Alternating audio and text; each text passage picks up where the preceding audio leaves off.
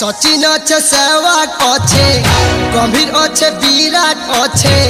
सचिन अच्छे सहवाग अच्छे गंभीर अच्छे विराट अच्छे धोनी अच्छे युवराज अच्छे रायना यूसुफ कर पछे मारबे चौका छक्का वर्ल्ड कप जितबे रे पक्का वर्ल्ड कप जितबे रे पक्का वर्ल्ड कप जितबे रे पक्का 15 जनिया टीम इंडिया अरे नहीं छोड़न ई मौका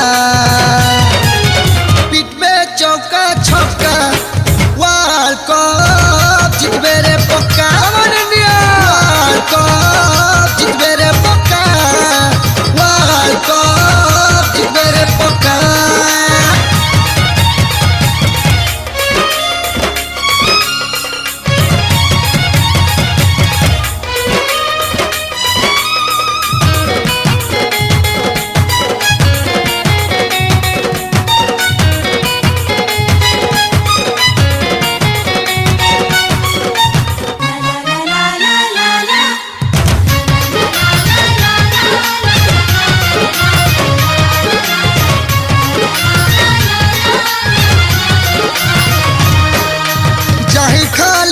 फास्ट बॉलर अच्छे हरभजन के तो स्पिनर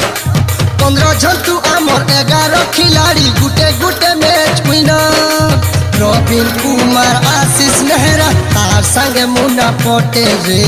आर अश्विन की पीयूष चावला तेरी नहीं हुआ फेल अपोजिट पार्टी विकेट छोड़ाबे अरे करी देबे ताकू भेलका फाटी जीवा फटका वर्ल्ड कप जितबे रे पक्का इंडिया वर्ल्ड कप जितबे रे पक्का वर्ल्ड कप जितबे रे पक्का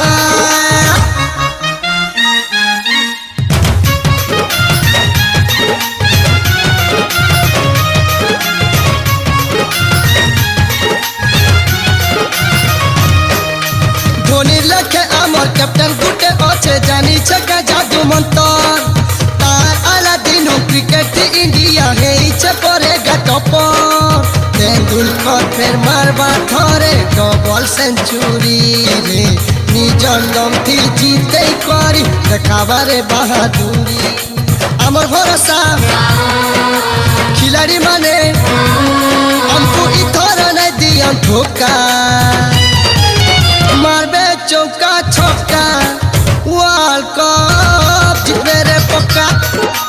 वर्ल्ड कप जितबे रे पक्का वर्ल्ड कप जितबे रे पक्का सचिन अच्छे सहवाग अच्छे गंभीर अच्छे विराट अच्छे सचिन अच्छे सहवाग अच्छे गंभीर अच्छे विराट अच्छे